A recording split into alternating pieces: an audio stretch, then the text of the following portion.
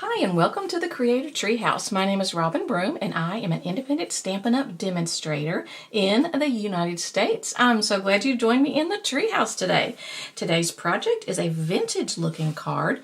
It has been forever since I've made a vintage looking card, which is surprising because it is one of my favorite styles or whatever, and we're gonna do this one together. This one utilizes the Spotlight on Nature. That's where the floral stamp came from. And then Elements of Text is where the words came from.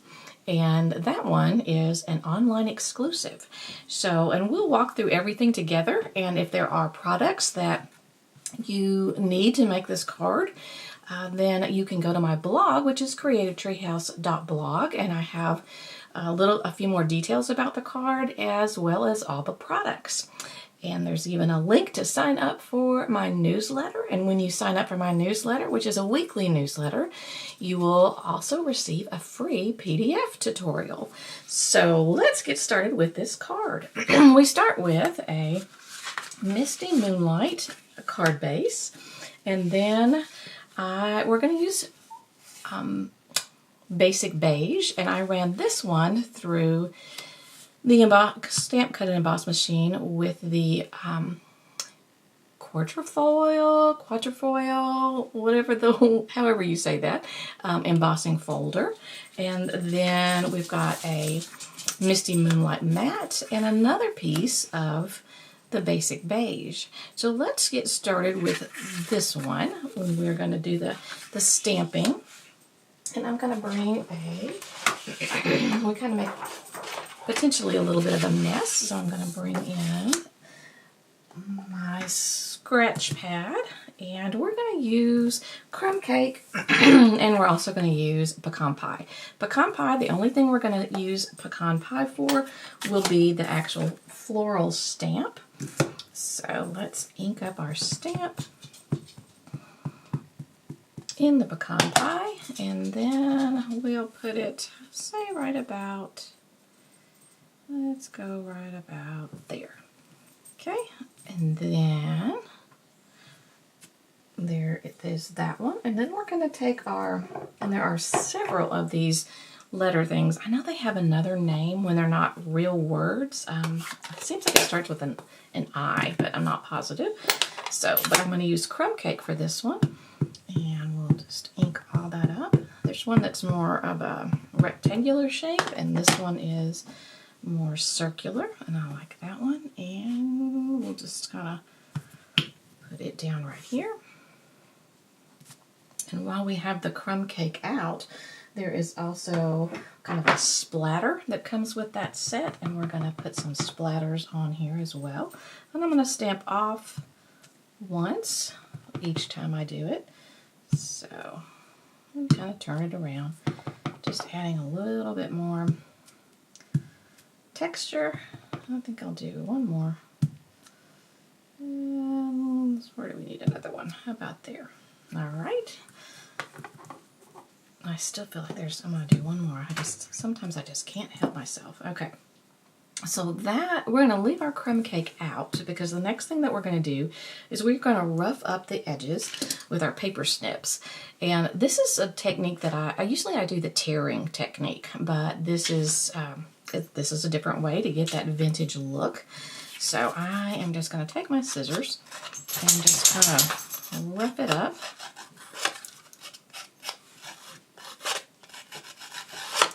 And I heard somebody say, well, does it tear up your snips? And she laughed and she said, well, I don't think so, but if it does, I know where you can get some new snips. So I thought that was hilarious. So it does leave lots of little pieces. And if that bothers you, there on my favorites page on my blog is a really cute and very, very helpful little vacuum cleaner. I didn't bring it in here, but it just goes a little desk vacuum, and it will tidy up your desk. Okay, so I'm going to go all the way around it, all the edges, and I'm doing it sort of straight, but I'm doing it digging in a little bit more. It's kind of at an angle. And then I'm gonna go in and just rough up just a couple more sections, digging just a little bit harder in. Okay, and this is great for really vintage look, as well as it just gives a lot of dimension to it, lots of character. Okay, so I've got that roughed up. Yeah, I definitely need to bring my little vacuum cleaner in here, my little mini desk vacuum. All right, and then we're going to use a sponge dauber, and we're also going to use and I could have probably used this first, the blending brush, before I even did that. So it's always a good idea. I kind of hold on to the head because it's got a very skinny neck on it. So I don't want to break it. I've never broken one, but I don't want this to be the first time. So, and also, especially if you have a darker color, this one's not as dark, but you want to start swirling off a little bit so you don't get a blob. Nobody wants a blob on their card. Of course, we do have blobs on this one, but that's different. Those weren't totally intentional. All right, we'll just go around, and I'm just kind of going just a little bit in towards the center. Get all of the edges in a swirling motion. Okay. Like that. And yes, I get even some of those little pieces are going to be on my stamp pad, but they're easy to come off of there as well. Okay, and then I'm going to make sure I have it all dark. I'm going to use the sponge dauber, and I'm going to make sure all these little pieces that we've kind of ground up are going to be dark as well. Almost gives you like a tea-stained look, an antique look for sure.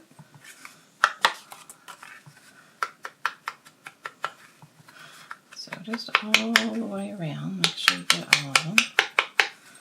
I feel like I'm maybe not getting the very corners very much. Alright, so we will call that enough for there. But actually, while we have this all out, I'm going to set this aside for just a moment, and I'm going to get the inside piece, which is another piece of the basic beige, and I'm going to stamp the flower again, but this time in crumb cake, just in the corner of it. I always like to put it on the left-hand corner because I feel like the signature is going to be right on this part.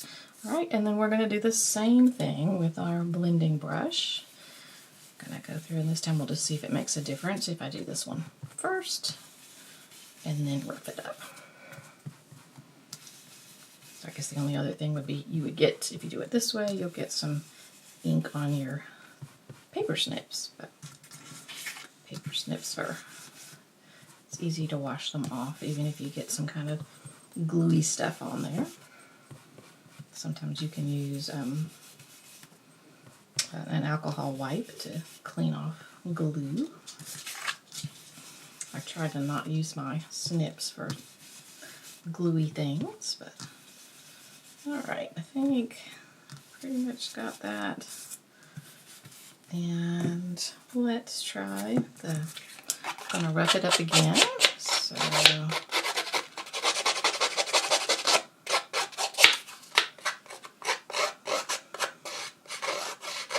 think the tearing technique is probably quicker, but I like this one as well. It's nice to have options. Okay. Never used paper snips. They are the best. Oh my goodness, the best scissors. Really sharp, great for fussy cutting. All right, and then we'll take the dauber and make sure we've gotten those pieces darker.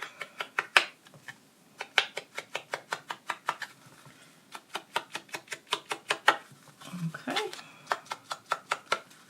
And then we're going to do the same type of thing, not the edging, but we are going to kind of highlight I don't believe that I did that one. Highlight the embossing folder too. It needs some attention. So yeah, I just keep feeling like I'm neglecting the corners here for some reason. Okay, so oh my goodness, I definitely need that my little vacuum cleaner in here. Okay, so before I close that up, I'm going to take the embossed one that I did, and we're going to use the blending brush, and we're going to go over it. And I just love the way I'm doing it fairly lightly, not pushing super hard, and that way it just brings some relief, and you get to see those little designs pop out even more. And I'll just go all around each of those edges.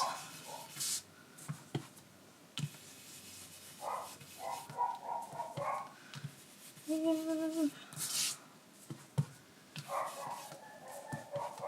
I'm missing this one, and then we will be ready to put the card together. So I think that looks pretty good. Let's go into the inside. I'm sorry if you hear my dog barking in the background. She is something else. Okay, so we're going to put this directly onto our Misty Moonlight with just our liquid adhesive, which is the Tombow liquid glue.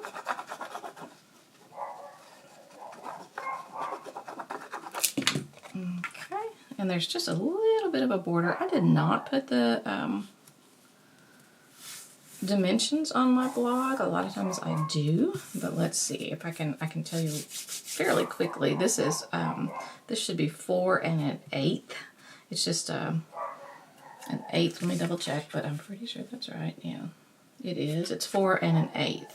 So it's just 1/8 of an inch smaller than your 4 1/4 by 5 1/2. So for that, just 1/8 of an inch smaller. And then this piece, let me tell you the mat first. The mat is, yep, 4 3/4 by 3 1/2. Yep, that's correct. And then this piece is, well, since I think it is also 1/8 of an inch smaller, so it is 3 3/8 by 4 5/8. So that's that one. We're going to attach these with the liquid glue, but then we're going to pop that one, the smaller piece, up on dimensionals. So I like just a little bit of blue poking out. All right, let's see where my dimensionals went. I'm just going to put, I've got some edges, so you don't have to waste any of your edges.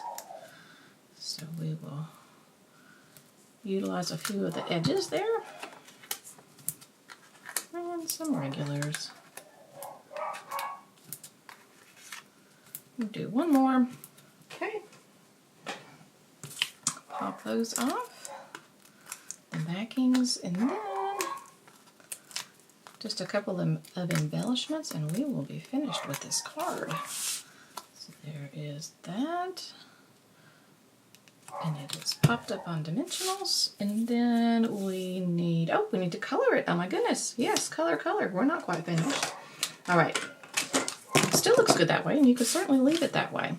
All right, let's color it. We are going to use the light old olive for the leaves. And I'm not doing a lot of color.